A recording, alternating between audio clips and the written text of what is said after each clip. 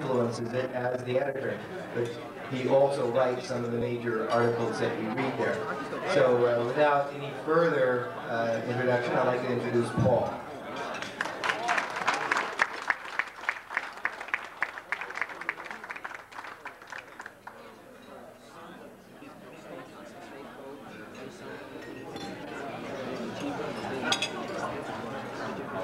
Thank you, Tom.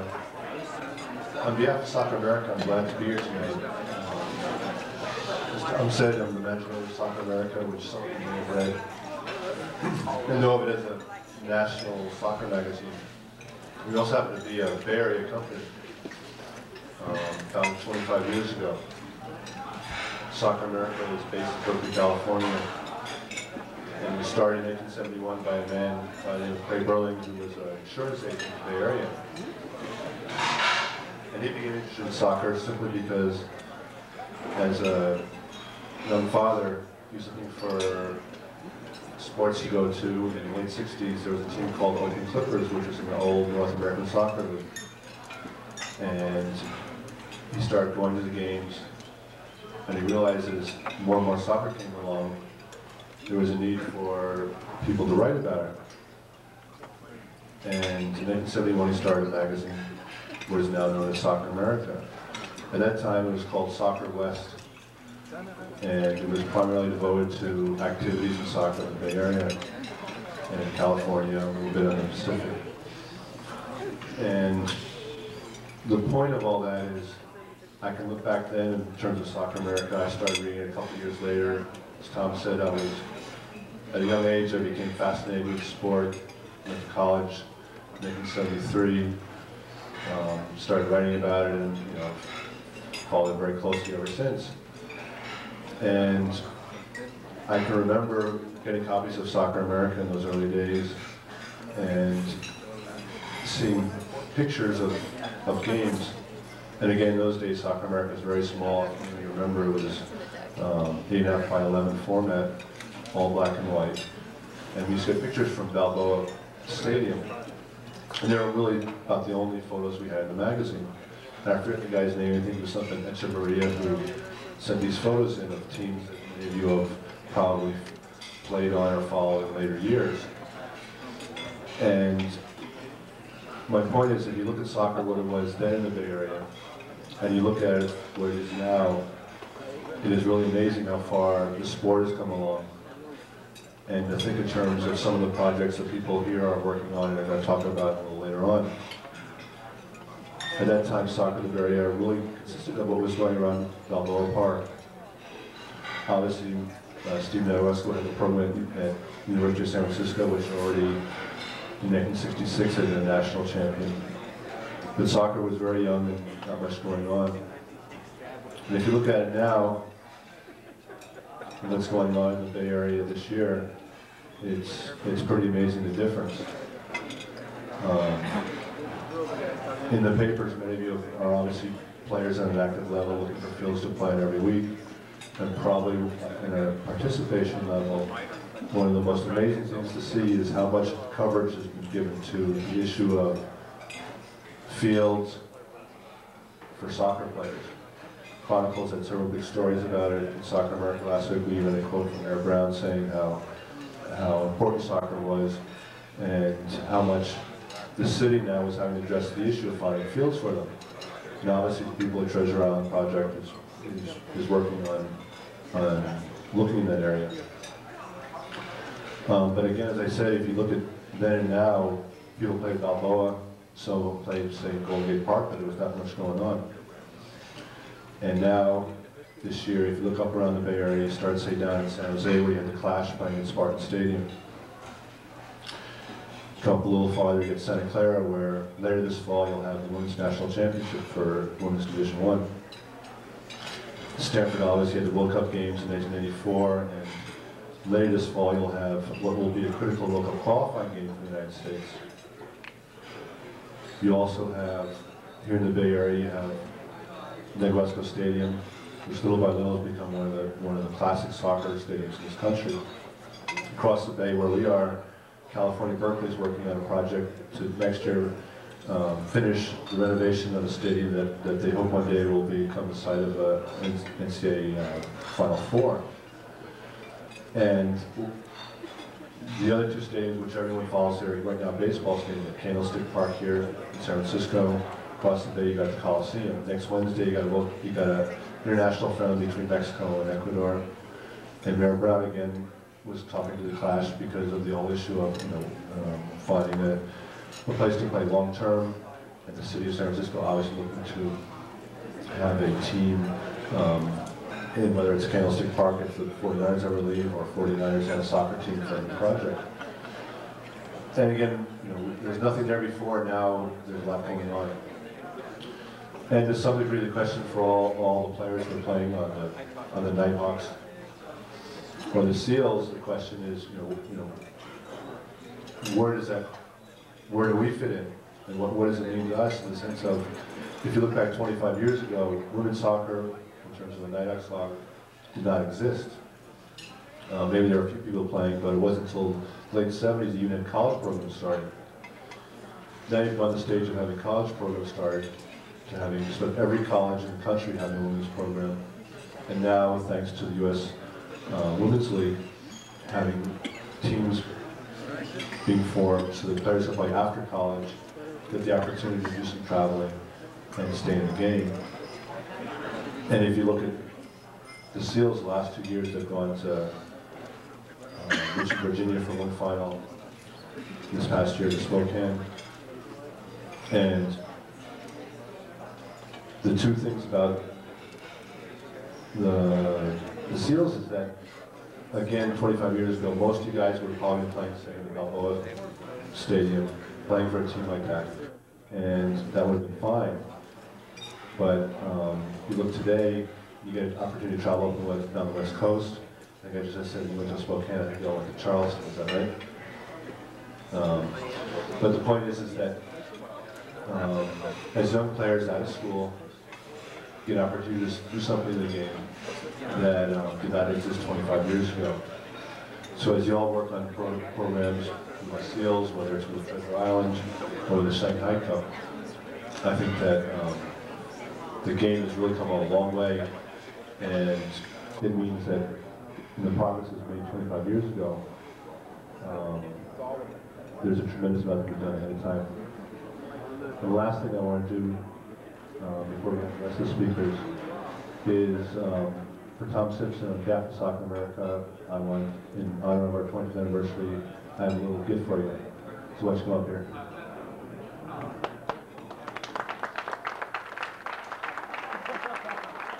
This is one of our, I'd like to celebrate our 20th anniversary this year. And this is one of our 20th anniversary scarves that we'd like to present to you. Put it on! Thanks very much.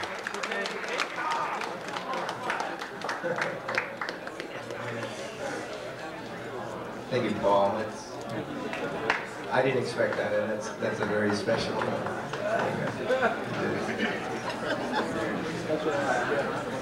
Okay, before we move on to the next speaker, just a couple of comments. One comment is that you can see up here a number of photos in uniforms.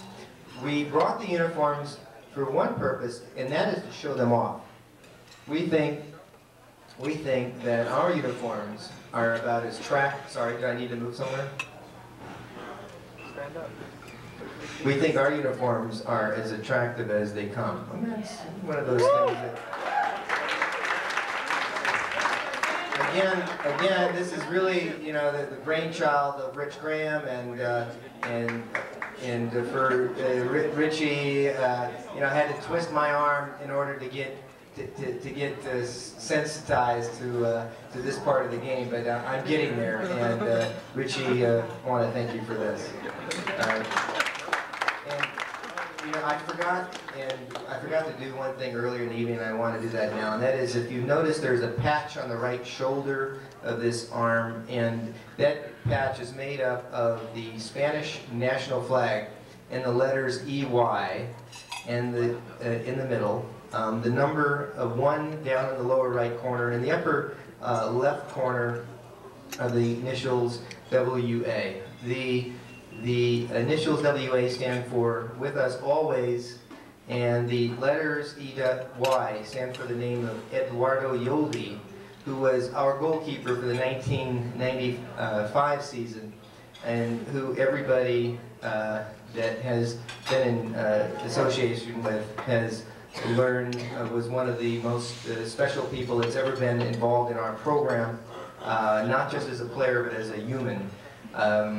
We tragically lost him in September of 1995, just as he was to embark on an illustrious MLS career, as we were sure that was going to happen, in a motorcycle accident.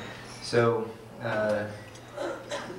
because I forgot to mention him earlier, and in honor of Eduardo, and before our next speaker, just one moment of silence.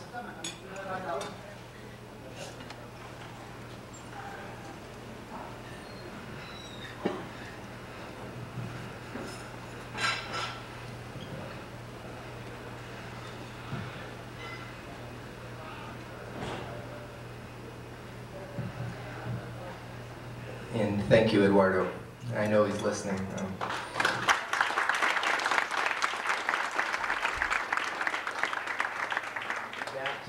Back to the other part of this is that these pictures, photographs, are available to you, and if you wish to get one, you just have to contact Rich, and he'll make sure you are. As are the uniforms, by the way. We are going into this part of the business. And these are team photographs from last year. Team photographs from this year, both shot at the national championship sites. And if you would like to have one, like I say, just contact Rich. He has in the large form, he has in the smaller form, and he'll tell you how you can get one. Okay, now for our next speaker.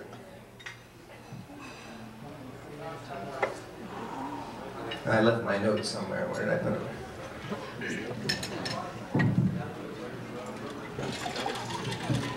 All right, for our next speaker, I have the great pleasure to introduce our next speaker, who introduces himself to me as a farm boy from the Midwest, something like that, who now sits Vermont, who now, I guess it's I hit the Midwest because of the Notre Dame thing. You're from the Midwest. Philip Boyle is a soccer nut from the get-go. His early life was spent playing soccer. He played in Notre Dame as a goalkeeper, and later developed an intense interest in Chinese culture, language, now business and international affairs. He is a member of the San Francisco's Shanghai Sister City Committee, and he is also an attorney who practices and teaches law. He's a lecturer at the University of California in Berkeley, and his courses emphasize subjects which deal with doing business in China.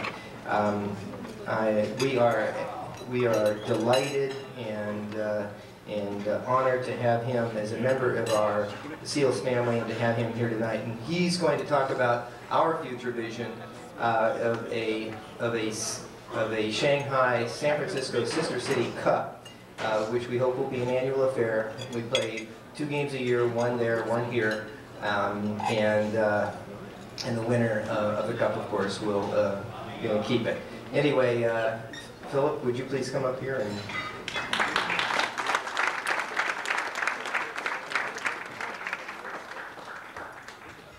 Thanks very much, Tom. Boy, I thought he was going to go on for a lot longer, but that was plenty. Actually, he went on so long that he basically said everything I was going to say. So, thanks very much. All right. I could probably make up a few things. First, I just wanted to say it's a real pleasure to be here tonight and to have the opportunity to introduce the audience, most of whom I think you all know each other pretty well, to some of the Sister City folks who were trying to put together this idea that Tom had sort of outlined for you. The details have yet to be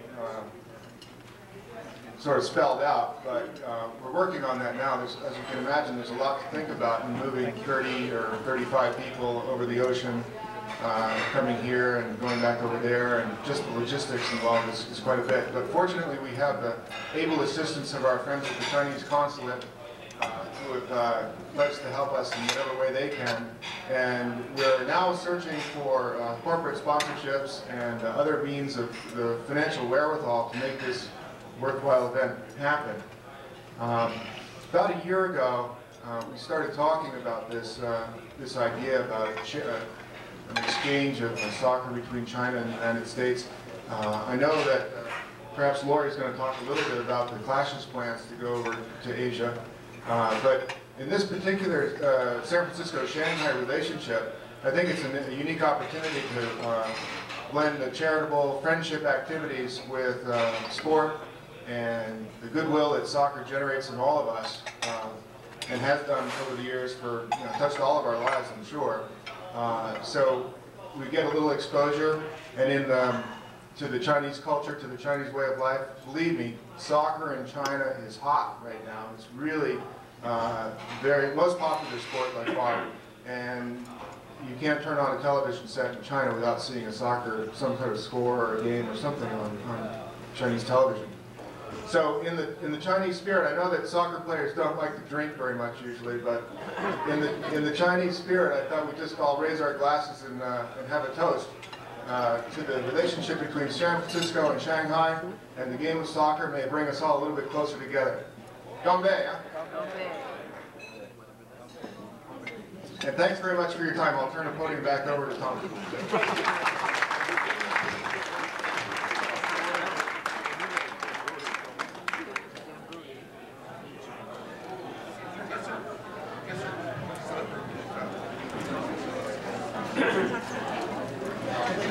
Well, you did an excellent job improvising, given the disadvantage of me taking on most of the wind out of your sails. I think you did a fabulous job. Before I introduce the next speaker,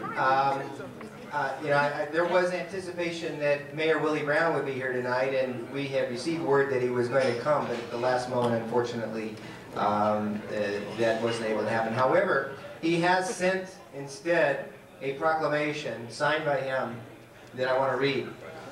And this is a proclamation of the City and County of San Francisco, and it reads, whereas in 1985 the San Francisco United Soccer Club was founded, becoming the premier soccer club in the City and County of San Francisco, and whereas SFUSC has fielded the most successful youth and adult soccer teams in the history of San Francisco, most notable of which is the San Francisco Bay Seals of the United System of Independent Soccer Leagues, and whereas the San Francisco Bay Seals are homegrown products who have become the most successful team in the USISL and brought honor to the City and County of San Francisco due to its unparalleled success and national recognition. And whereas SFUSC, the parent organization of the Seals, is devoted to the development of youth of the inner city of San Francisco and employs soccer as its vehicle for creating role models and to expand options through educational tutoring. Now, therefore, be it resolved that I, Willie Brown, Jr., Mayor of the City and County of San Francisco, in recognition of the San Francisco Bay Seals soccer team, do hereby proclaim the 21st day of June 1997 as the San Francisco Bay Seals Day.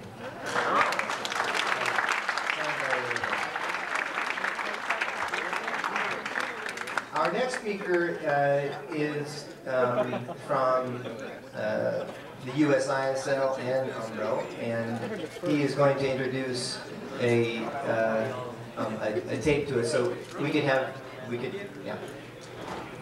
his name is Rolf Hemmerling. Rolf is a board member of the USISL and has a tremendous history in business international relations.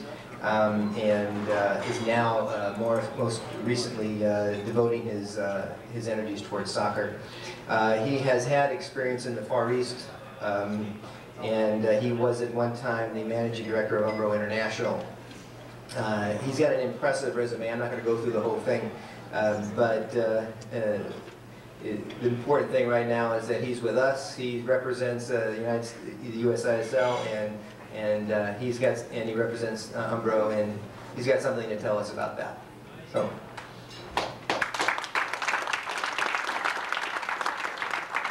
Thank you, Tom. Thank you, Rich.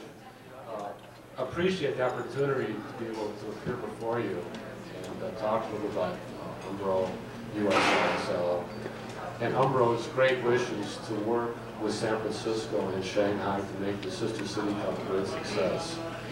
They've asked me to talk about Umbro and the USISL. I've always found that the most effective way to get a message across is through pictures. So if we can roll our video, and I will follow up afterwards.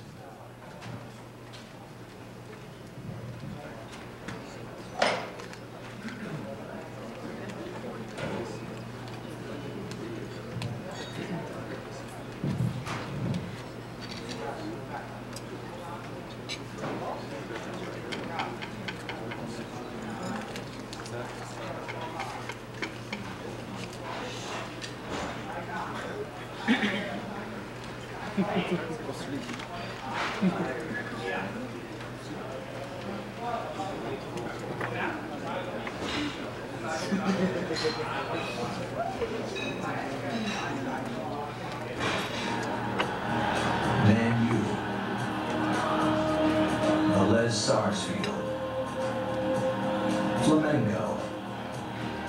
They played at packed stadiums in Holland, England, Argentina, and Brazil.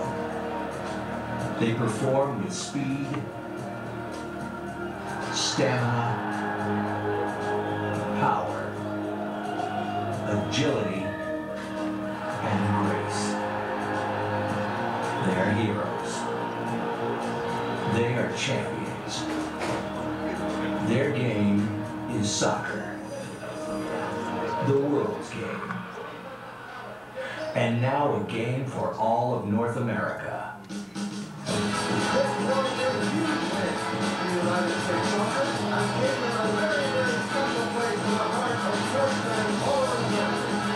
World's game returns to Heartland. The fascinating crowd for the 28,000 makes up the stadium up for soccer. Over the past 2 decades, a quiet revolution led by the youth of America has taken place in cities and towns across our country.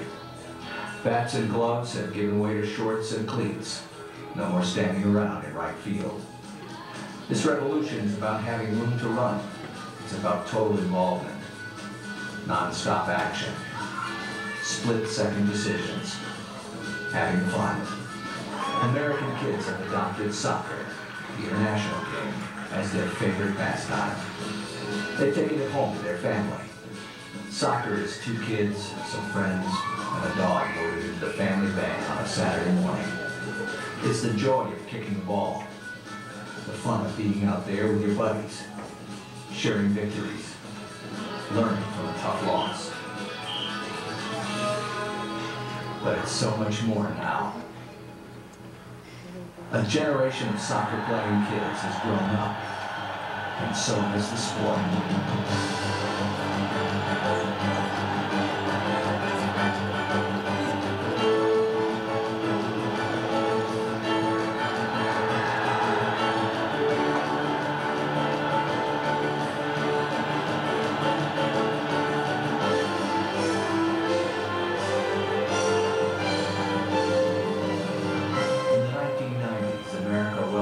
First generation of adults who played soccer as kids. They're grown-ups now. They have families, full-time jobs, responsibilities. But guess what? They still like soccer. They coach it, play it, watch it. They can't get enough. This new generation of soccer fans have watched the sport emerge from backyards, sandlots, and beaches all over America. They've seen the first great soccer players emerge from the USA's youth system. They cheered when the USA qualified for its first World Cup in 40 years. 3.5 million of them filled stadiums as the US hosted the 1994 World Cup, and as the US won the first Women's World Cup. 76,000 of them packed into Athens to watch the U.S. women take the 1996 Olympic gold medal. And another 85,000 went to watch the men's Olympic gold soccer match. In cities and towns across the USA, soccer fans are poised to embrace their own homegrown heroes. The kids who have grown up in those communities and made it through high school, college, and are now breaking into the pros. Professional soccer, a showcase of the best homegrown talent in the USA and Canada. Those North American players now have a league of their own. That league is the USISL. Founded on the concept that soccer's grassroots popularity is rooted in cities and towns across the USA. 5 leagues, more than 100 teams with full rosters of hometown players. A network of big league candidates playing in their own hometowns. Players who have one goal in mind, to play the game, be the best they can be. We are clearly needed, as the rest of the world knows. There are second divisions, third divisions, fourth divisions, amateur divisions, youth clubs, etc. Only now is American soccer ready to begin doing something parallel to that. In an Americanized way, but we are ready for that. The USISL, in fact, can be literally a one-stop shop situation for major professional soccer. We will now be at least the bridge for that kid in Sioux City, Iowa, on Spokane, Washington, and many other small, mid-sized communities. They can now aspire to get to Major League Soccer, whether it's Milan, Barcelona, Lisbon, whatever. We are there to help them bridge the gap.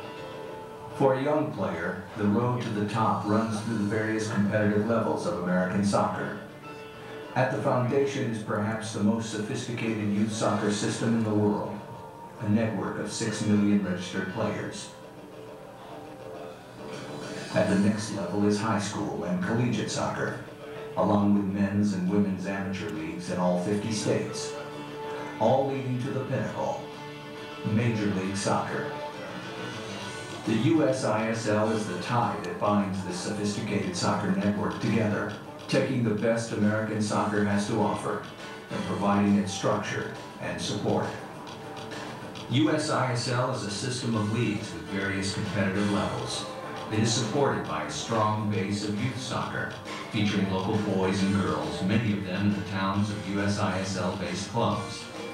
The premier amateur leagues are a starting point for adults who aspire for a higher level of play. Division III is the first level of professional soccer and is a showcase for local players to display their abilities for hometown fans. Division II is the highest competitive level within the USISL. Formed in 1996 by a merger with the A-League, the USISL's second division, the last developmental hurdle for players aiming for the pros, is the official feeder system for the MLS. Here in the United States, we're beginning a new era in the game of soccer. The MLS, we want to be successful, but for it to be successful, there has to be a feeder system. There has to be somewhere for the kids to go before it gets to the MLS. And that's where we see USISL playing a major role in the development of players through to the MLS. Completing the soccer network and providing additional support for this three-tier approach are the USA's first ever high-level women's league and a league of highly competitive indoor teams. For many, we will be all that they'll ever be, and that's fine too. At the same time, we want to be, as I've mentioned, a one-stop shop situation. We don't want to just be a quote-unquote AAA, AA look-alike of soccer, using baseball terminology. We have the only league in America for women, arguably the best players in the world. We have an indoor league that is primarily used as an ancillary to the teams.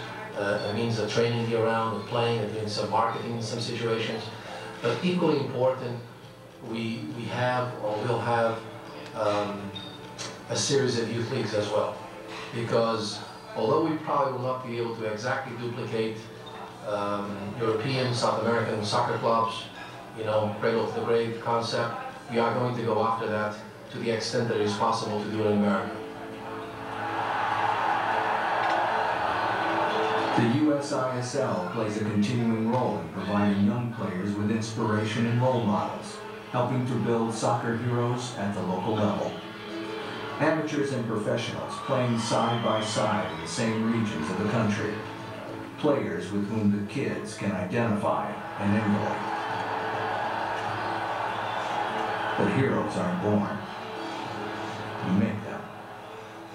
With organization and dedication and hard work, the USISL helps to create memories, build national stars, and inspire young players everywhere.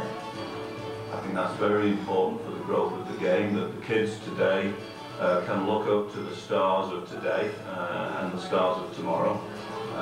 But the USISL, what excites us about the USISL is it gives a great opportunity for the kids today to begin the climb up the ladder and become the stars of tomorrow. The USISL. We're really in the business of creating heroes. So really, it's all about developing hometown heroes, because that's the way the sport has grown everywhere in the world. We have a mission, we have an important role to play, because for some kids out in Sioux City, Iowa, it may be the best thing that will ever happen to him into that community. For someone else in Minnesota, Los Angeles, Long Island, New York, whatever, we may in fact be only a stepping stone to Major League Soccer or to some big-time European league. The USISL is the biggest sports league in North America because it's based on unlimited opportunity, shaped by a love for a beautiful sport, and supported by people and organizations who are devoted to soccer. USISL has brought together, we believe, a wonderful network of people all over the country. And this network is, we believe, the real next generation of this sport in the United States. We believe the USISL has provided leadership and will continue to provide leadership in this evolution. There's opportunity for all. The USISL is a sports organization, but more than that, it is a system of leagues dedicated to promoting and growing the game of soccer to its highest level. Our markets are exploding. In 1996, almost 17 million people in the U.S. participated in soccer. 6 million of them played in organized leagues. The USISL provides a link to these consumers and enthusiastic spectators, and presently offers unlimited access to over 100 soccer markets throughout the U.S. and Canada. We own a niche that at the same time is unique and all-embracing. We're flexible, innovative, meeting needs and shaping the future, dedicated to promoting and enhancing the world's game. Like many successful enterprises, we're built on heart and soul, but unlike any other, our business is totally exciting, totally soccer. We're creating heroes. We're America's league. We're the USISL.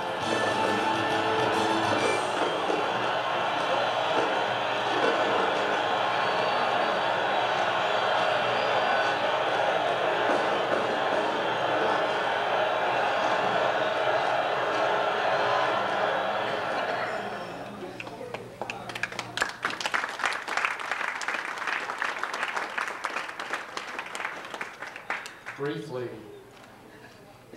in an era of fragmentation, we believe in inclusion, a chance for all people to be all they can be within the league.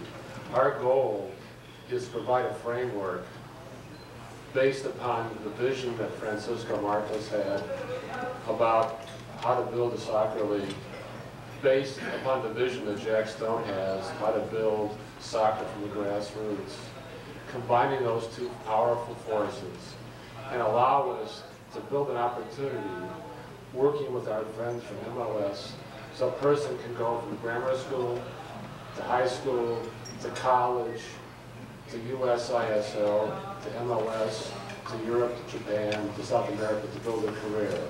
So whether you want to have fun on an afternoon and that's what you want to do, or if you want to build a career, that's what the USISL opportunity really is.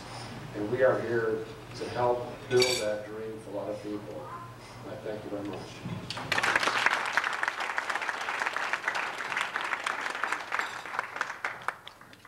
Thank you, Ron. Our next speaker is probably the one speaker tonight who needs no introduction. I think everybody in the Bay Area knows who Lori Calloway is. But if you've been somehow locked in a closet somewhere and just haven't been reading your soccer newspapers or whatever your access to sports information is, Lori Calloway is the coach of the San Jose Clash. He is a long-standing member of the Bay Area soccer community. His history in soccer goes back a long ways. He was a professional in England before he came to the United States and played for the Earthquakes back when, 70s, 100 years ago, Lori says. Was the coach of the Blackhawks, whom everybody recognizes being, during the heyday of the APLS, the quality team in the United States, represented us very well. He is without doubt, up to this point in time, the most successful and most recognized soccer coach in the United States. We are lucky to have him in the Bay Area, and we're delighted to have him here tonight.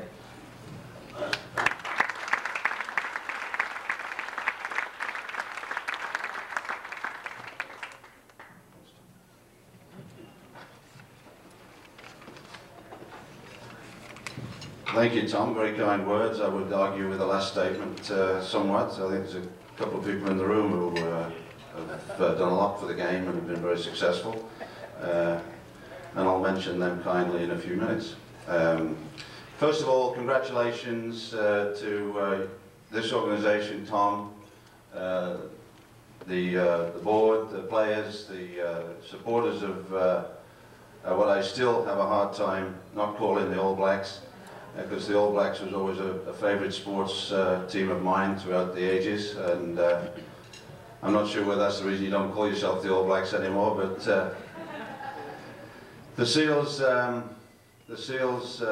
organisation is a credit to this area, it's a credit to this city, and it's a credit to soccer. And a lot of that is due to this man I know, who I've watched and respected for the last few years building this entity, which is now one of the most successful soccer programs in the United States. Backed originally by a youth program, which is always dear to my heart, and trying to evolve something that has a progressive development as part of its mission for young players through to the older levels. A lot of people are saying that the MLS is one of the best things that's happened to the soccer in the United States in the last few years, but this man who we've just seen on this video, Francisco Marcos, is one of the best things that's happened to the United States in recent years. This man had a vision, perhaps because he's from a European system in Portugal where he knows the need for development, he knows the need for regionalized leagues, he knows the need for not aiming too high and blowing it all. He had that vision a number of years ago. I've been fortunate enough to know Francisco for 22 years, since I came to this country.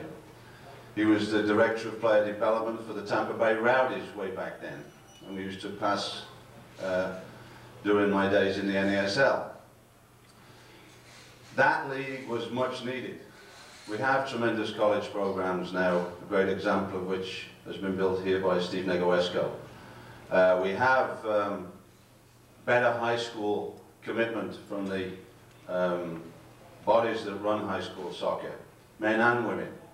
We have a better national team structure now, a federation that is more committed perhaps, and more mission orientated, more goal orientated.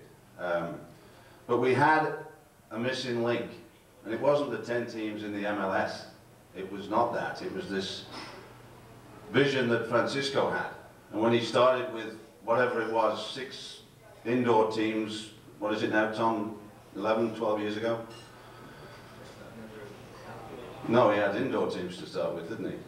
And then the following year he went with outdoor teams, whatever it was very small. We all looked at him and thought he was a little crazy, but he stuck with it. And without the massive corporate support that the MLS has had, he's been able to build that through people who couldn't afford to lose a lot of money. The Tom Simpsons of this world, the guys all around this country, and numbers now 93, 94 teams. I'm a little out of touch. I used to go to all the meetings in Dallas with Tom, drive myself crazy like he did, listening to all the pros and cons of how this league was going to develop, and poor old Francisco used to sit there pulling his hair out, listening to all the new experts coming in to tell him how to run his league. But he stuck with it.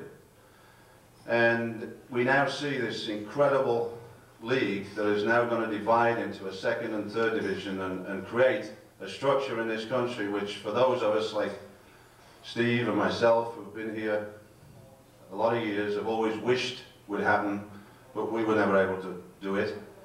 And I take my hands off to Francisco Marcus, take my hat off, sorry, not my hands off, I won't take my hands off. Take my hat off to Francisco Marcus. Don't know what to do without my hands, especially when I'm yelling at referees. But to Francisco Marcus and people like Tom Simpson and all of you people in the room, because without the U-Sizzle, and we have to define our roles together, the MLS and the U-Sizzle, but without that league, there's no way, in my opinion, that the national team, which we all want to be successful and ultimately win the World Cup, and the MLS, which is obviously recognized now as the Premier League in which kids want to play, but without the U-Sizzle, neither one of those programs or organizations would be successful. So I'd like to have you guys give Tom and Francisco, even though he's not here, and yourselves a big round of applause, because I think it's fantastic. These are great because they're conventional, all right? They look like a soccer uniform. You know why the Clash is called the Clash? People ask me, why is the Clash? Why did Nike call the Clash the Clash? I say it's because the damn colours clash in the uniform.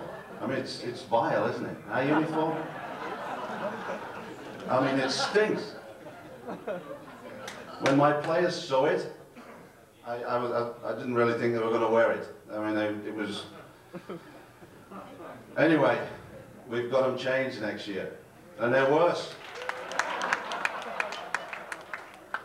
No, they're conventional. They're teal.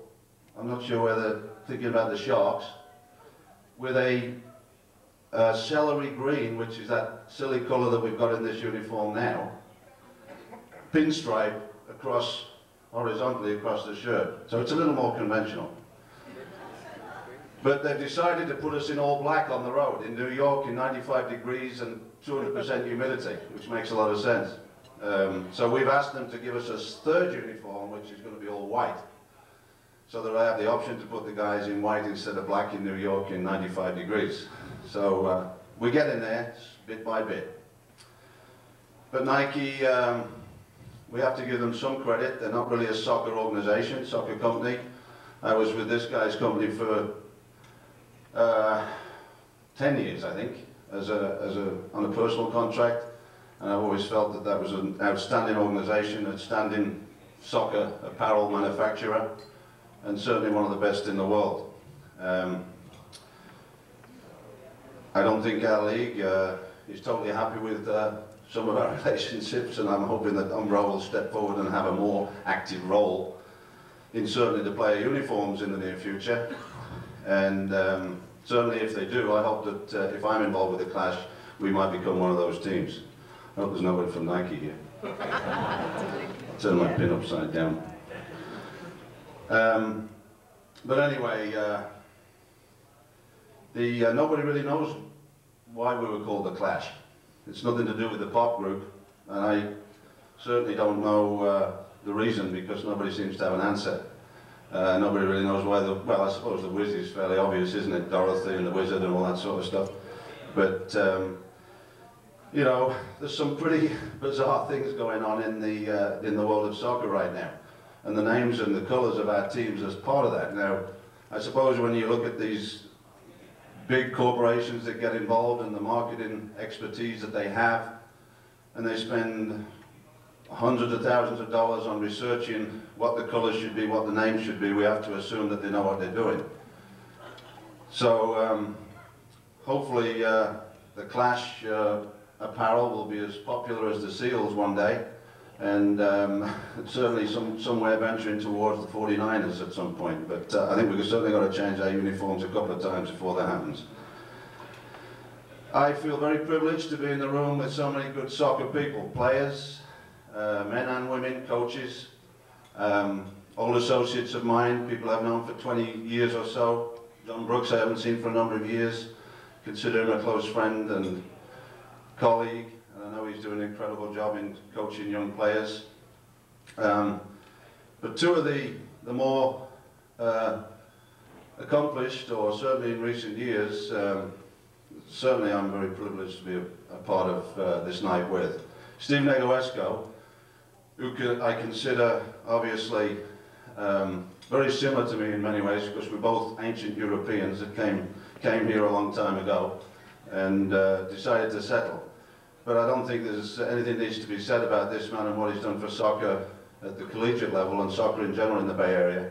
And in terms of facilities, the Negresco field is obviously one of the nicer facilities that I've seen in this area or around the country. And I think a tremendous amount of gratitude and recognition, as he has all the time, so I don't have to say it, but I just certainly want him to know what I think about him. The similarity with Tom and I is that Tom's certainly in the last 5 years impressed me as one of the better coaches in this area. And again, as somebody alluded to earlier, how he gets it done, I think is part of his personality and his character. But I consider him very similar because he coaches and he deals with kids. And I coach and I deal with kids. Unfortunately, 2 or 3 of them are on my team. And I'm having to sort that out every day. But anyway, to both Tom and Steve, keep up the good work.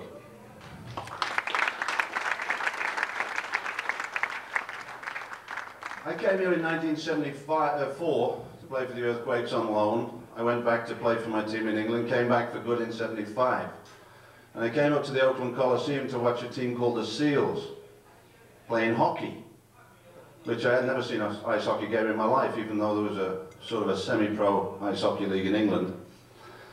And I find that sort of somewhat coincidental and interesting in so much that the Seals were trying to get hockey going in a league that in the United States, apart from the Boston Bruins and a couple of other teams back east, was struggling, in a sport that was struggling. And I see the equation with the Seals now, the team that identifies with San Francisco and the Bay Area called the Seals, you guys, as interesting because whereas that team couldn't survive in those days in a league that had no youth hockey programs, where's the youth hockey league in San Jose, by the way? Where's the youth hockey league in Phoenix, Arizona? Where's the youth hockey league all around this country? They are in the East and they're certainly in Canada. And they will develop obviously through facilities that the Sharks are developing in the South Bay. But the Seals now, you guys are part of a tremendous opportunity. A league that is going places, a structure with first, second, third division that is on its way. And I feel that is very important, and that although you're 21 years later and identify yourself as with the name of one of the most beautiful creatures in the world, the seal, the California seal, you know, I think it's very opportune for you guys and very important that you survive, just like it is the seal.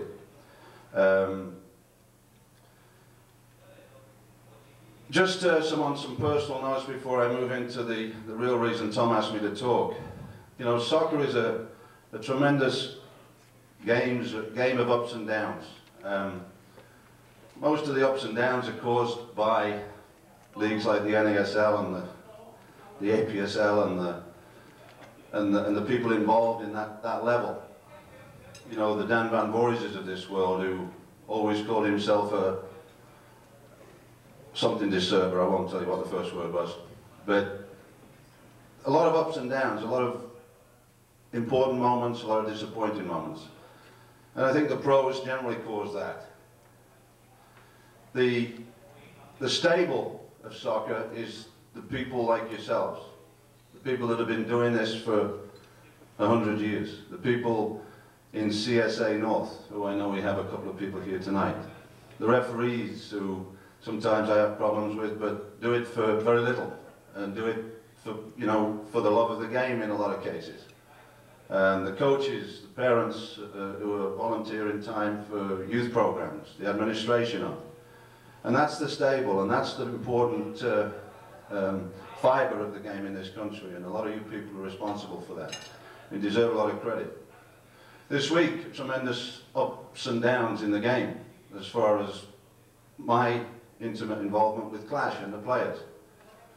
And we are preparing what's left of us to go to China, training every day. As Philip alluded to, we leave on the 26th and stay until the 9th of November, visit cities, the cities of Beijing, Shanghai and Chengdu. But in preparing for that, we've got a lot of ups and downs. I have people involved in national World Cup teams. Butler played for Jamaica last night in Mexico. They lost 2-1. Jorge Rodas, who I've considered one of our more skilled players this year, was involved in one of the worst tragedies in the history of the game last night. Certainly a down.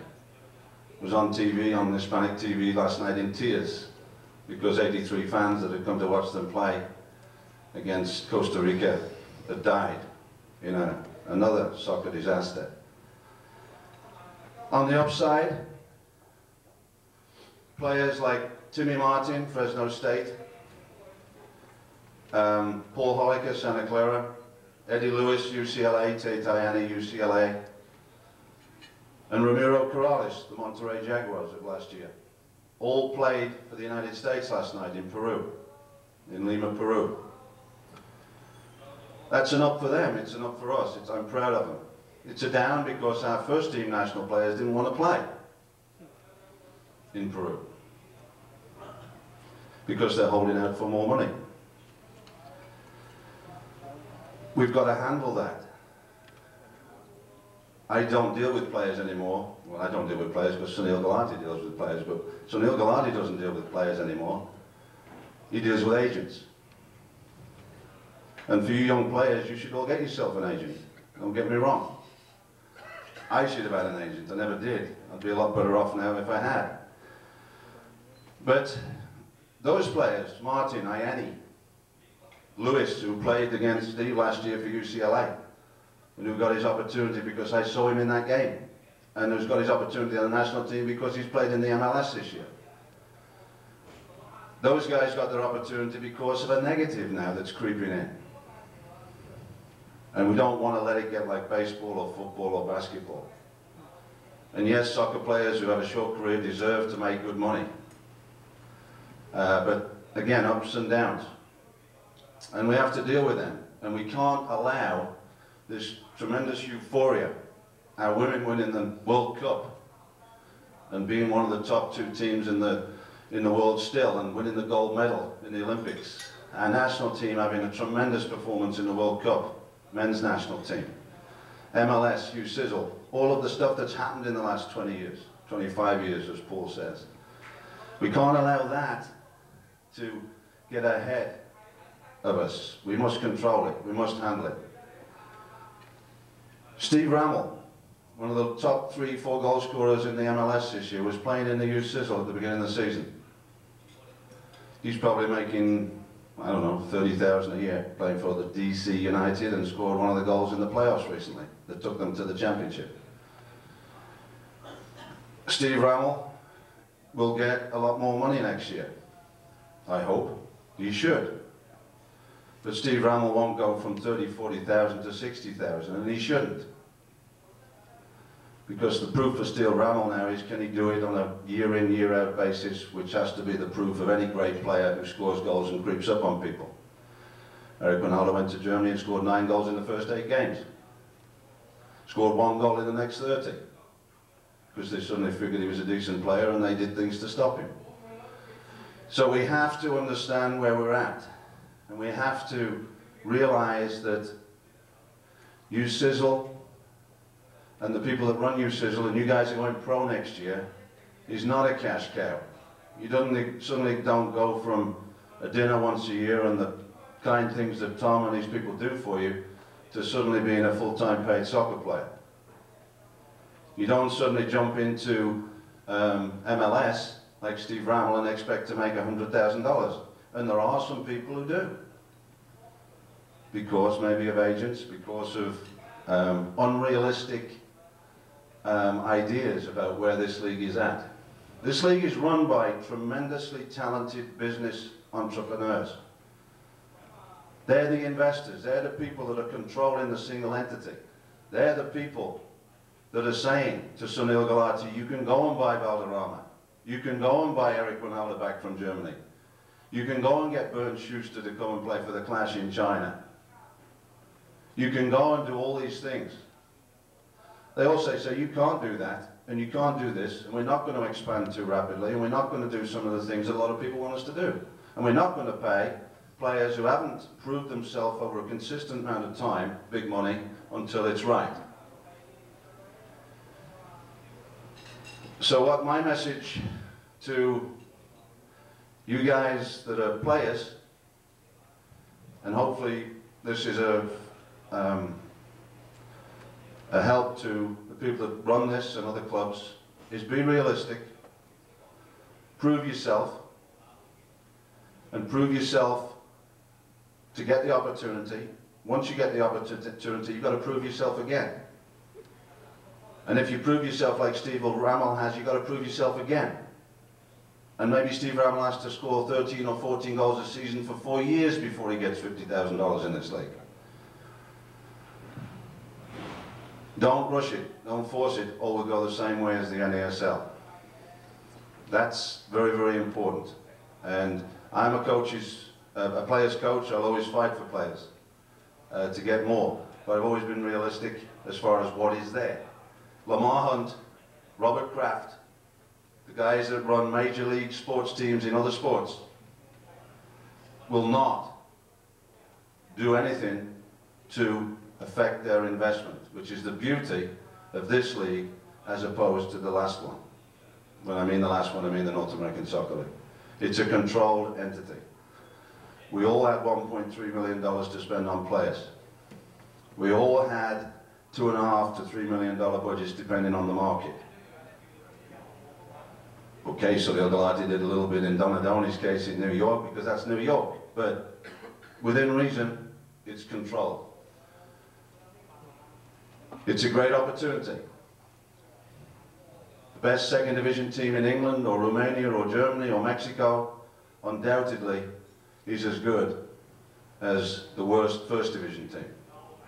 Would beat them. Rochester killed Colorado last week. We all know that's a fact. There is not much difference, gentlemen and ladies, but gentlemen, in case of the guys that are interested in an MLS career, there is not much difference between you and players that are playing in the MLS. There are some players sitting in this room who I venture to say are better than players playing in the MLS. The difference is that players are prepared to make the commitment to be fully professional. And Steve and I talked about this earlier, and I know he believes this strongly, that sometimes the talent is there, but the commitment isn't. You know the player, the only player in my team who every day after practice stays and works at his game? Anybody know? Anybody to take a guess? 32-year-old, bald, little titchy guy called Espinosa, who's played 56 times for the Mexican national team. He's the only one. Some of these young talents don't want to stay and work at the game. And yet, on a Saturday or a Sunday, they stick the ball wide, they miss-kick corner kicks. Things that you've got to work on. That's the message. And get all that done and taken care of before you start in asking for the big salaries. Make your way in, work at it, improve, prove it, you'll get it. Thank you. 1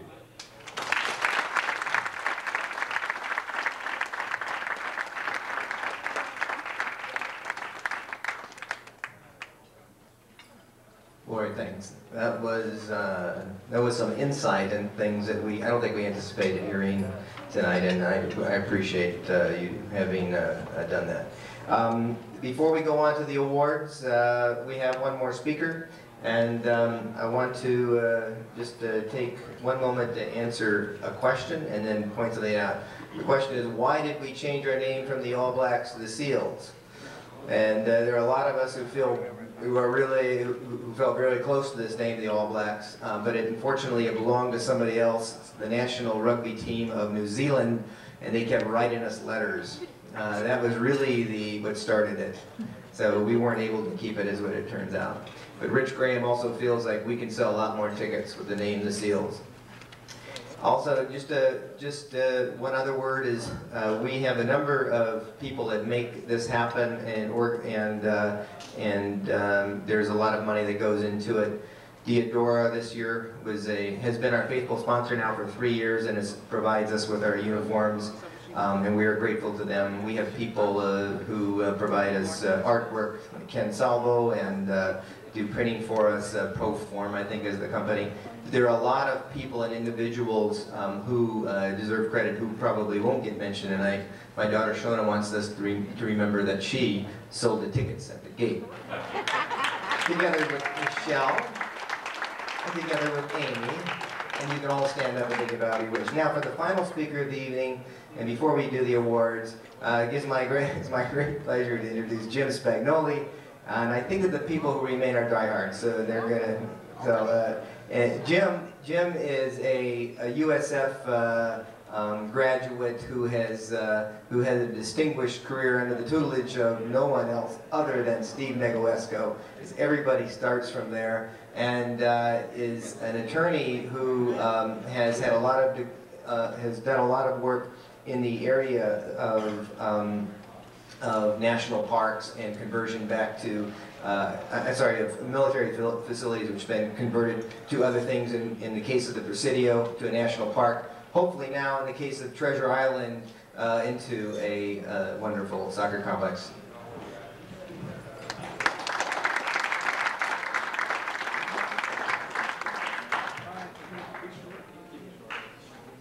Thanks, Tom. The first thing I'd say is, yes, I did play under Steve, but I did not go to the Steve Negoesco School of Public Speaking, so we'll keep this short if we can. There is one story, though. I noticed a bunch of handsome young men here tonight, all pretty well dressed. And I would reflect on the fact that when we went to USF, only one of us from the team was allowed to go to any dinner. And Steve, of course, always showed up in his sweatsuit like he did again tonight. This is a course of conduct that's gone on for 30-some-odd years, and I'm taking some liberties with him right now. And of course, the reason that only one of us was allowed to go to any one of the dinners was the fact that none of us had a good shirt to wear. And so we all had one shirt that we borrowed. And you can imagine where that shirt came from. So Steve, who's the lucky recipient tonight? Which one of these fellows has your shirt on? I was told that there was a women's table here, and women's soccer table. And of course, you all know the explosive growth of women's soccer. And I looked around, I was kind of curious where it was, and I saw one table where they were throwing rolls and pinching the waiters, and I allowed this out. That must have been the women's soccer table. And so much for gender equity in soccer, I guess. There's a couple of interesting things that are going on at Treasure Island that reflect, I think, the explosive growth in soccer. And I think the tape that you saw from the folks from Umbro really classifies and typifies what our objective is, and that is we want to be that facility. We want to be that venue that creates the opportunity for the kind of sports that you saw being demonstrated in that tape. And I think it's important also to note that, you know, soccer is not just about youth programs. There's a massive adult recreational soccer component that's dying for competition and playing on absolutely substandard fields here in the States, and specifically in San Francisco. I think it's significant to note that members of the Chinese consulate have had the patience to stay the entire dinner, and we're honored by your commitment to this facility and to this concept. There are two other fellows that I think you should know about that typify the kind of commitment that soccer has had over the years, and that constitutes where it's headed. Here in San Francisco earlier this fall, there was a team from San Francisco that won the United States National Open Cup Championship in the Men's Over 30 League. Think about that. Men's Over 30 national champions here in San Francisco. Aaron Carter and John Brooks are both here, both from the national team. And I think that it's that kind of potential and the kind of commitment that you've got from the folks at Umbro that make this sport absolutely pregnantly explosive. This thing is going to just blow and grow enormously in the next 4 to 5 years. And we hope to provide that venue and vehicle. So I want to show you a map.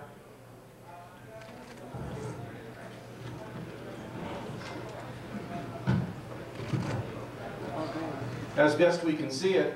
And tell you what we've done. We started in 1993 doing the market research, and we took a head count of all the leagues in the city, men, women, co-ed. That's another oxymoron, by the way, co-ed soccer. I played co-ed soccer. It's not co-ed soccer. There's no difference between men and women players in those leagues. I think the game is really competitive. The fact of the matter is, what we propose to Treasure Island is to capitalize on a piece of ground that we don't think other developers are going to be real interested in.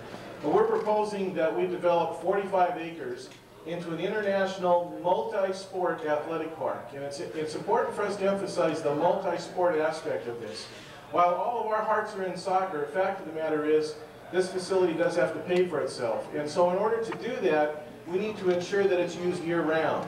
And there's a perfect blend of soccer, rugby, lacrosse, volleyball, flag football, and some other general recreation activities that will enable us to use this facility year-round.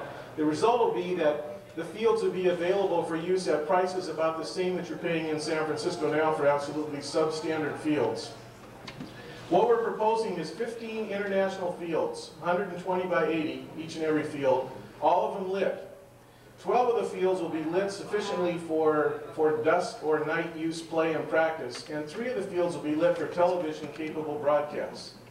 Those 3 fields will be in an arena configuration. One field will be completely surrounded with stands as a single field arena, and that'll seat about 8,500 people. The arena construction will be like the small and mid-sized European facilities, which are a stadium arrangement, kind of like an overgrown high school football stadium here, but with a steeper incline. The first row of seats will be about 4 to 5 feet off the ground, and the incline will be much steeper than what we have in normal high school stands, and there'll be closed stairs, so that you'll be sitting in a bowl or an arena fashion looking down on the field in a much more intimate environment than in what we consider traditional American football stadiums. That field will seat 8,500 people. We put together a double-wide field to take into account opportunities for international rugby play, which needs overruns on the pitches for an additional 20 yards. Those fields need to be about 160 by 80.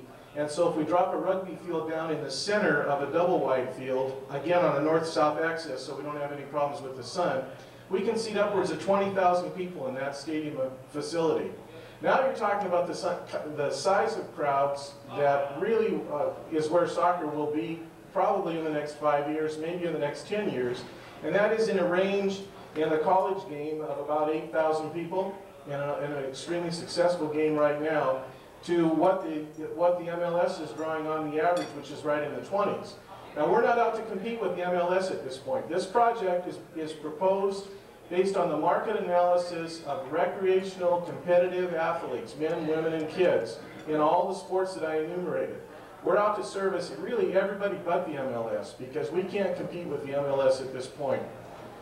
It's as Mr. Callaway said, you've got to grow this thing properly, and with the kind of foresight that the folks at Umbro and some other sponsors are using, to build this thing for the recreational athlete and to grow it on the premise of grassroots athleticism will ensure a broad enough foundation so that it's economically viable.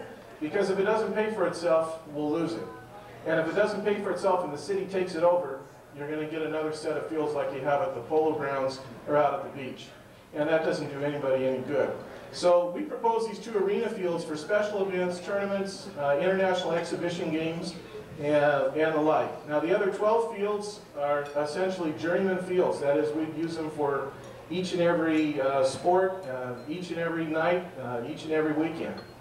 That's pretty much the whole facility. We propose to use 2 existing buildings, a gymnasium for volleyball and indoor soccer, and a weight training room, and then to build 1 clubhouse, about 20,000 square feet on 2 floors.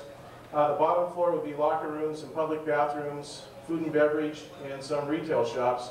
And the upper floor would be kind of like this room, an open space of about 10,000 square feet, about 2,500 divided into offices, with the rest for dividable walls, just kind of like this, where we'd have refereeing, coaches clinics, international television reception for reception of games around the world, and used for ethnic clubs and social activities.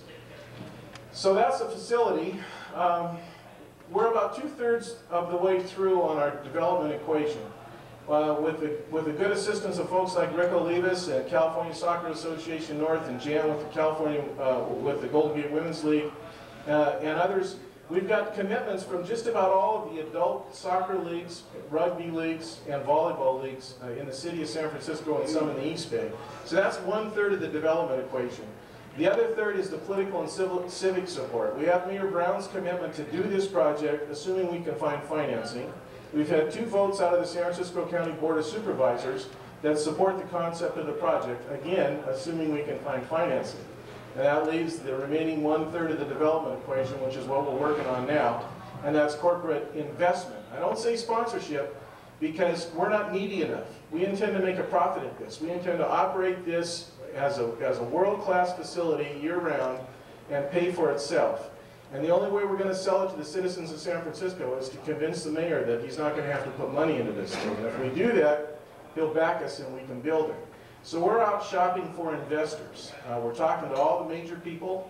We have some handout material here tonight on the table on your way out. Feel free to take it.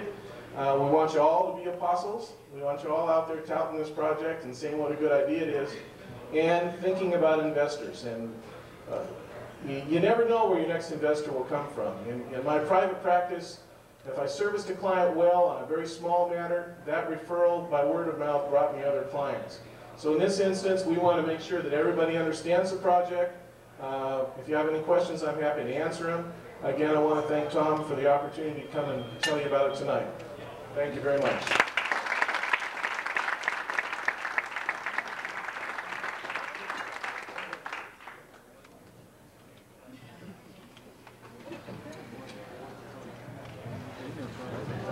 Okay, now for the final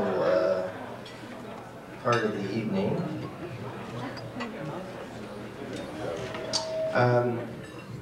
And before I present the awards, let me just mention one thing. These photos up here, I mentioned, you can arrange to get them from Rich Graham. However, the action photos, if you're in the photo, you may take the photo. All right, if you're in it, you can take it. That's the way it works. Except the action photos. Okay, so the action photos, the team photos, you can't take. Some guys, okay. Now, if you want the photo blown up into a poster size, Rich will do that for you. Okay, he'll get it done. That's what he says. Okay, right? All right, Rich will get it done. So get your moms and dads to help you with that one because it's going to cost you. But okay, now for the reason why we're here tonight, the awards.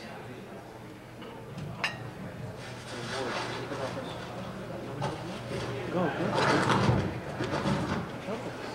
Get it quick. This before I give these awards out, I'm going to do 2 special awards that to people who deserve special recognition. The first one, I don't have his gift with me, but he will get it. And this award goes to the SEAL Staff Member of the Year, the guy who got to be called Can Do, Sandu, because Kalawan Can Do Singh came through time after time when we needed things to get done, from arranging travel to Spokane to fixing that storeroom out in the Lincoln High School, whatever it was. when we need game days operations, there he was, and call one can't do. I have a brush for you, and it's an honorary brush, and I'm going to provide it. I wasn't able to get it, but did he? But for your outstanding performance this year, the Seals want to say thank you very much.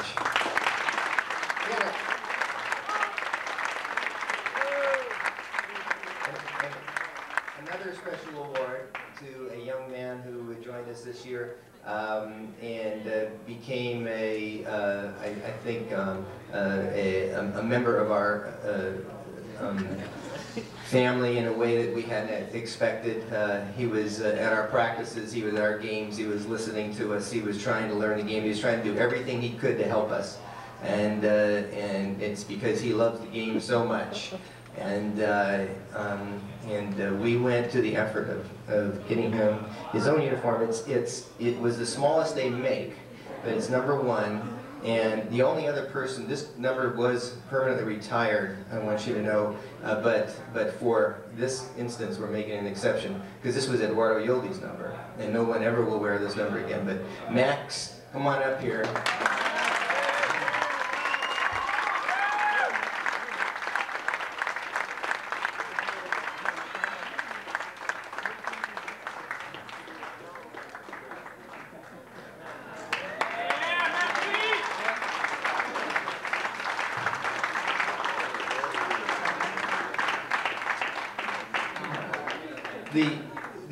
The player awards this year were voted for by players, and I got some votes back, which reminded me of one thing, that when you're pointing out awards, you really do need to think of everybody's contribution, and it is almost impossible to say how grateful, how wonderful the efforts were by the players of the San Francisco Bay Seals this year. This is a team filled with guys who love this game to levels that you can't imagine. The hours that they put in to train, the effort that they put out on the field is just an extraordinary thing to watch. And we are truly blessed because we have young men who love to play this game, and they are willing to put out the time and the money to do it. Because we don't pay our players, we don't give them a thing. We do make sure that they get to the game when we go on the road, but they take care of basically themselves. They pay their way to get to practices, they pay their way to get to games unless we're on the road. And you know, they are with their actions demonstrating to us and to everybody how important this game is to them. So I got back some awards suggestions, and a couple were for players who who needed mention. Like there was one award for a player who was most likely to forget, and could be anything. He had a history of forgetting his watch on the field after practice every day for 4 years at Yale. His name is Marco Bonacorsi, and I want you to know, Marco, you got recognition this year for that.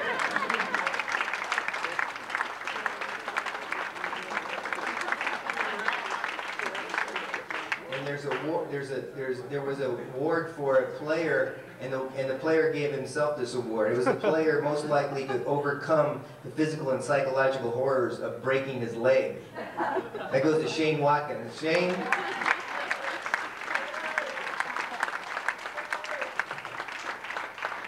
And there's an award for the buffest player on the team. It goes to my own son, Shawnee Simpson. Hey, Johnny. And there's an award for a player who most wants to be the coach. And stand up. Everybody knows who he is. Stand up. Tony Alejandre. And Tony did a good job this year. He did a good job. He upset a lot of people thought that their subs were always because of something that Tony said to me. Yeah, I got an award. I got an award. What was it? It was something like the biggest pimp award. That's what my award. I don't know where that came from. Now to the awards that we're looking forward to.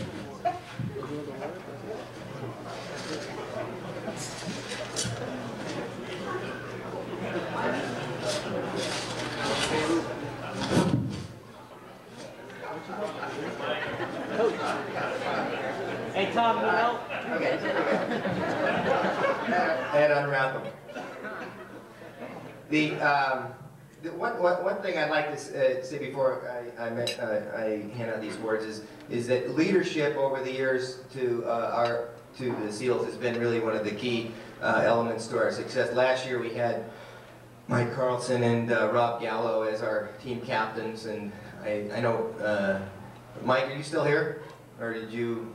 Mike had to leave, but Rob, are you still here? Rob Gallo, thank you.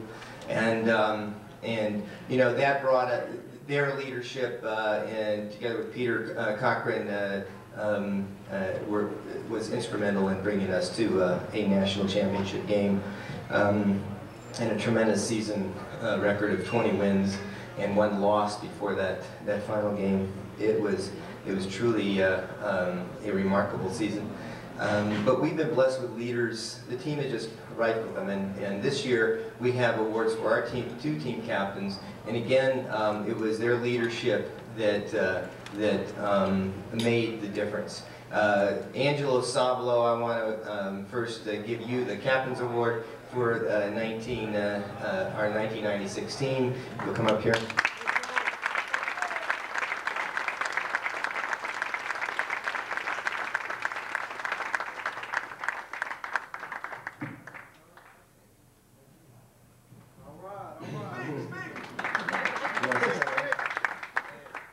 Hey, I know when the year started, we had planned to win it all, and we fell 1 game short again. But as much time as we all put into it, we had to be getting something out of it. And it's hard. It was hard originally to figure out what it was, because there are times you didn't want to go to practice. But for the most part, we made it. Fell just short, but I think we took away something from it that that a lot of players don't get. I mean, even teams that might win it all, they don't feel that they're not as close as we've been. I think everybody knows what I'm talking about. He's been here, and that's what makes this a success. That's what makes San Francisco United a success. And I appreciate everybody for coming out and being a part of it. Thanks. Thanks, Tom.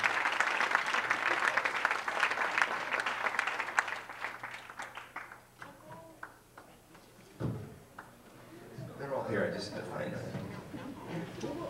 The next award goes to our other team captain. This is a young man who said that maybe this was a chance to revive his competitive juices when I asked him if he was interested in playing soccer with us. Aram Kardzer, our goalkeeper, is here. Aram has led teams as a goalkeeper to, I don't know, some ungodly number of national championships. It's 5? Is that it, Aram? And Aram led his team again to a national championship. We didn't pull it off, but again, the leadership of Aram and Angelo really was what made the difference. And Aram, would you like to say a few words? For most of the guys on the team, they know that I'm usually not short of words, but playing this year with the SEALs, like Tom said, really brought out my competitive spirit again. You know, I've been playing with a number of teams over the years, and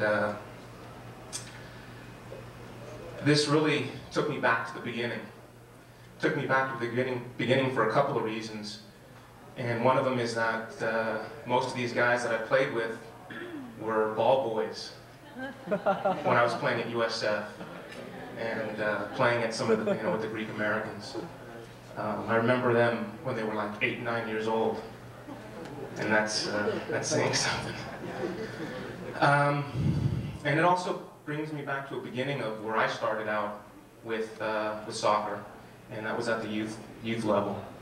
And I look at Steve, and I actually played for Lori with a local select team. But it was guys like Tom who volunteered their services day in, day out, you know, cutting oranges, getting the lineups, that kept me playing in the sport of soccer. And I'd just like to thank Tom and the SEALs for giving me an opportunity again.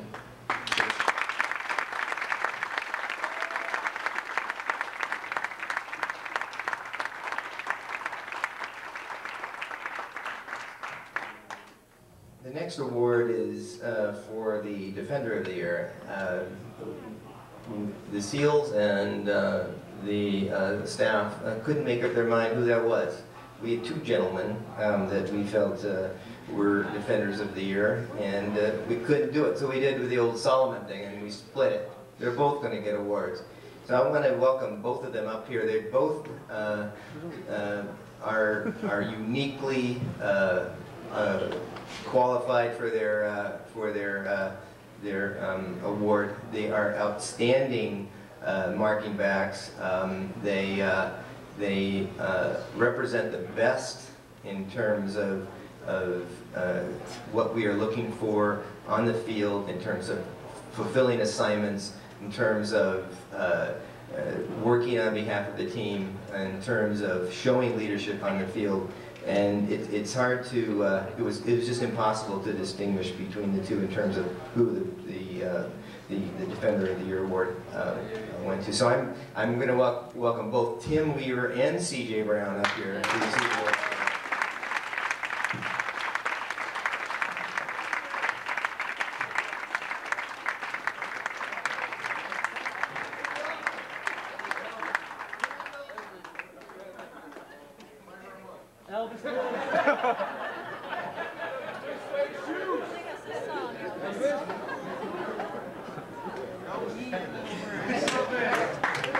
Just like they play, then a few words. Give them the sign and they'll get it done. Thanks, fellas. Moving up the field to the midfield. The midfielder of the year is a special guy because he started out with us from the very beginning. He was there when this whole thing started, and he's been with us for a long time. He was recognized by, I think, everybody who voted unanimously, except for maybe a couple exceptions. He's the guy that was the glue that kept the transition together between the offense and defense. And I wanted to present this award to Ken Bolin.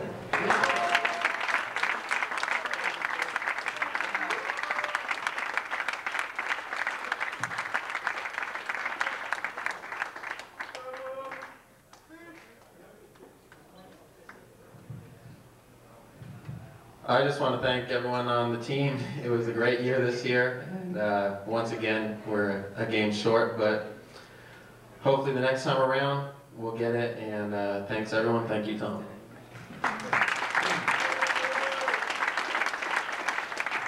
The last two awards have names to them. The first is the Silver Flipper Award, and the last will be the Eduardo Yoldi Award. First, we'll do the Silver Flipper Award. Last year, the Silver Flipper Award had a different name, and it was the All Blacks, All Balls Award.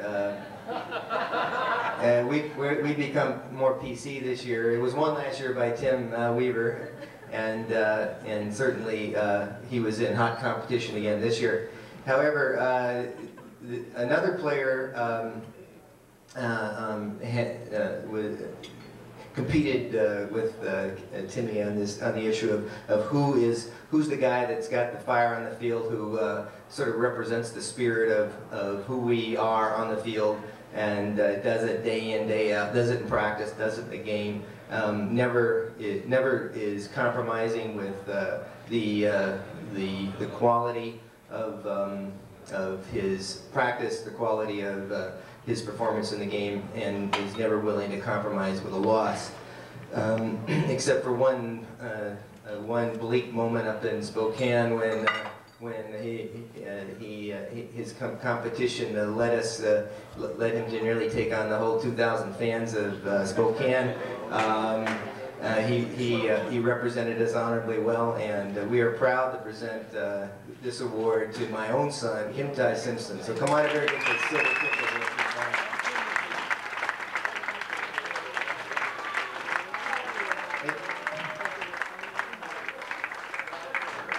Right, it's to Kim Tai Simpson, who inspires greatness.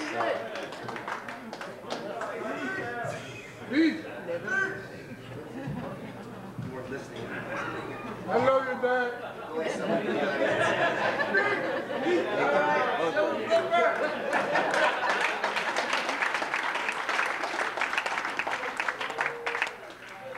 The last award is it's a dual award because it is the Eduardo Yoldi Award, and it is for the MVP of the team, and it is the Striker of the Year Award. So it was, you know, sort of a two birds with one stone kind of thing.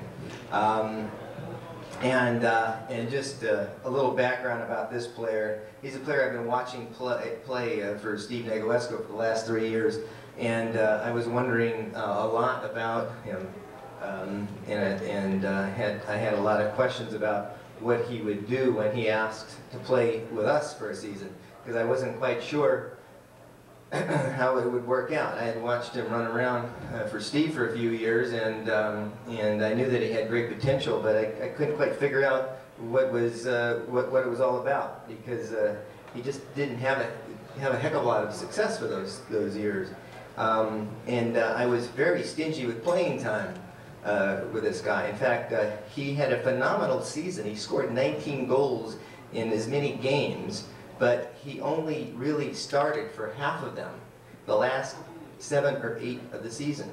So he packed all of his wump into basically, you know, 9 full games plus a little bit.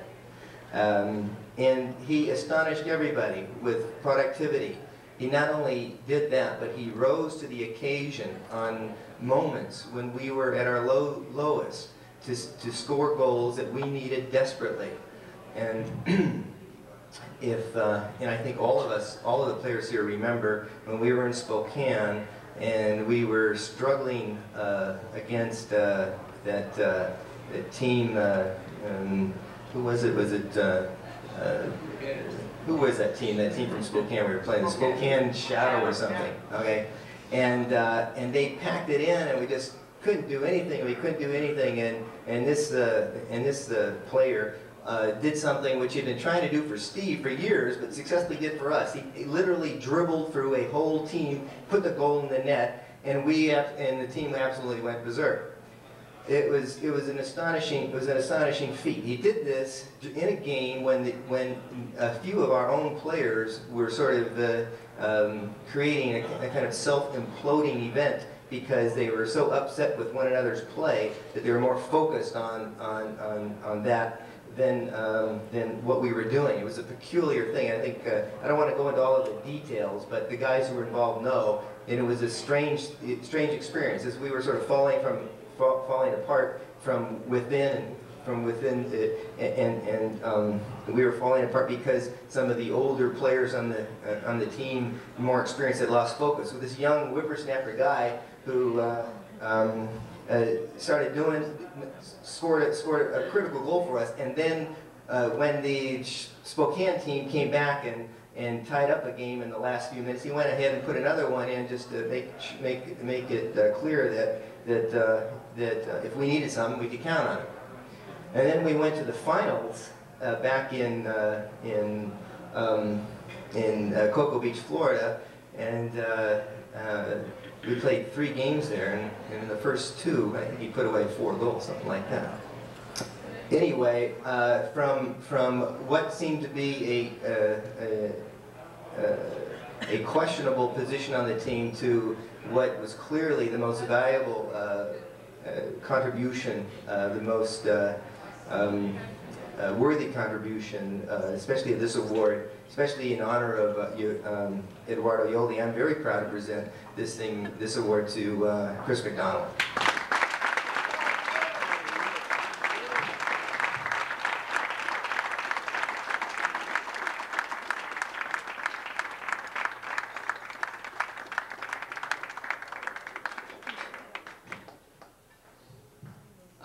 I just want to say thank you very much, and like Angelo said, you know, all the guys on the team were close all year long, and I just want to accept this on behalf of every member of the team. We were all the most valuable players. There wasn't one most valuable player. It was a pleasure to be surrounded by such great players, and I just want to say thank you very much.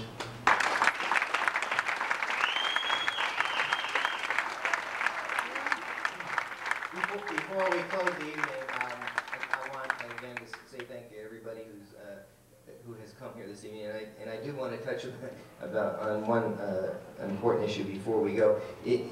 It's been in the air. Oh yes, and we have to do the award. What is, by the way, do we have the what is the award for the evening? Rich? A night at Tom's house? A night of sleepover at Tom's house. Yes. Okay, one of the shirts. Okay, you get one of the shirts. All right. So you get your choice of a shirt when you award it. Before, let me just touch on one subject, and that is the issue about who are the Seals next year and where will we be playing. First, the answer about where we'll be playing. Treasure Island won't be ready for at least another year or so. So we're staying right at USF. In terms of who we are next year, I think that it's been in the wind. It's been discussed amongst us for a long time. The appropriate time for us to leave amateur status and go into professional status. This is the year that we're going to do that, and we are no longer going to participate in the league as an amateur team. For those of you who know us, you understand that we have been dedicated to a few principles. One is to put the highest quality of soccer on the field we can for the least dollar spent. And the reason we have had that goal is because one of the reasons soccer has not done well in this country is because people have been throwing money at it for a long time, thinking that that was the solution.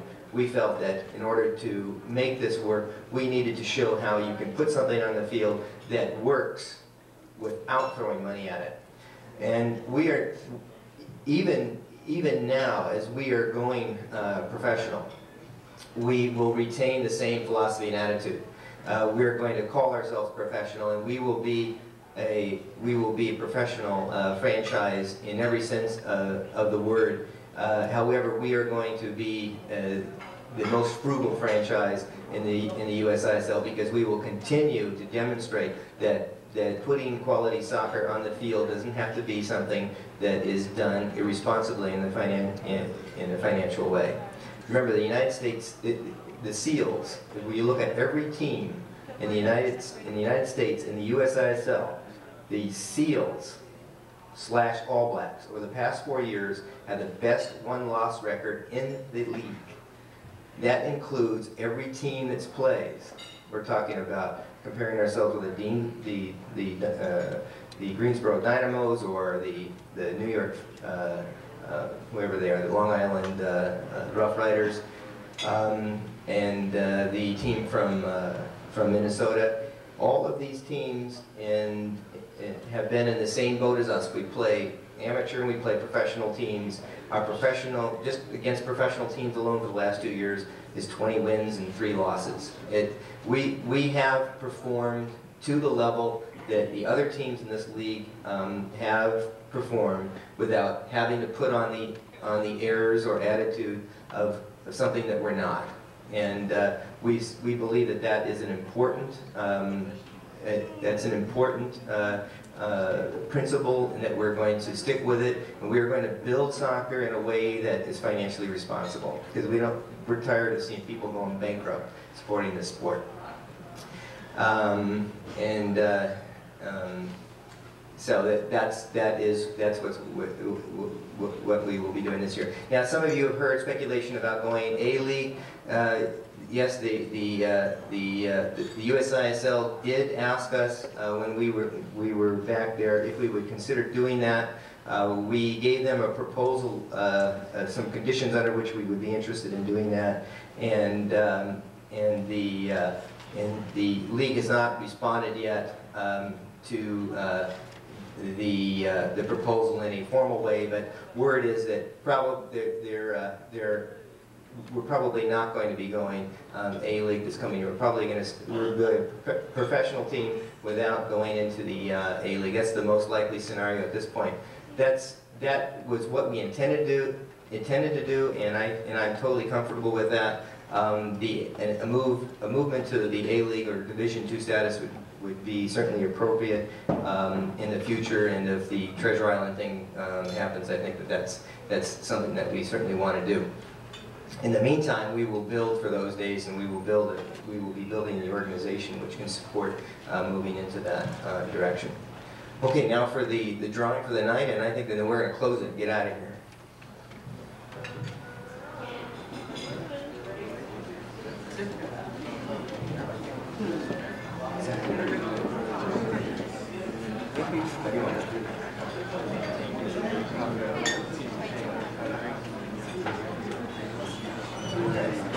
All right, this is the blind pick, and if nobody's here because they've gone home, then we'll pick somebody else.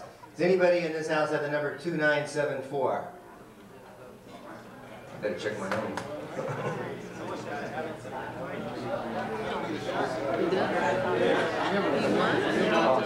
All right, no 2974.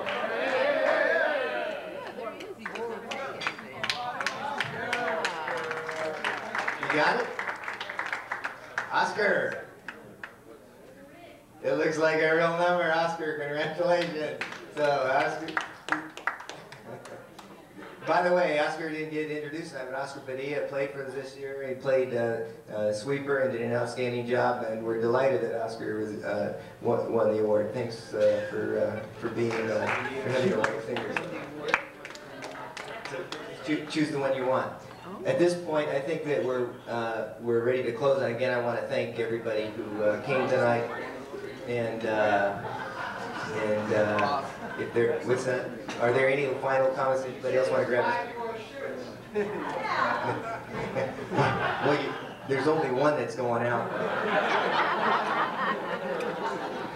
Okay. So to Paul and Lori and Rolf, thank you very much. Jim, and which speaker have I missed there?